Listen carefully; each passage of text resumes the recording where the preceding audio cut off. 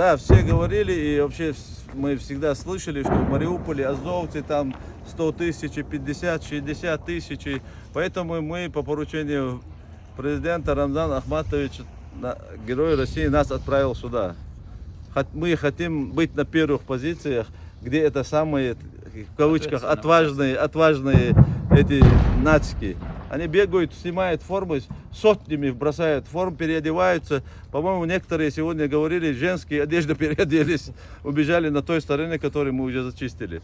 Поэтому вот такая вот так в целом ситуация. А заложники есть на заводе? Не знаете?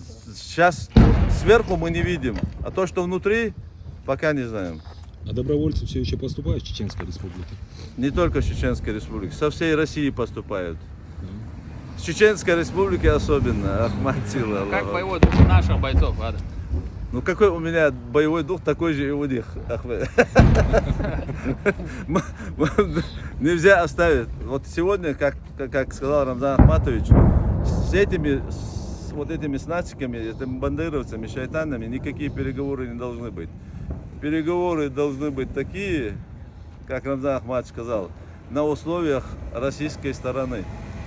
Это безоговорочное сложение оружия, сдача, и чтобы Принятие наших условий. Украина не должна быть ни каких-то там альянсах, там у них должна быть нейтральное все, ни Луганск, ни Донецк, Крым, тем более вообще даже думать, надо вообще всем забыть, это даже не обсуждается. Поэтому это вещи прерогатива президента и людей, кому он поручил. Наше мнение и наша позиция, она озвучена лидером чеченского народа Рамзаном Ахматовичем. И мы будем делать все, что он нам скажет и прикажет. Ахмат Сила Аллах.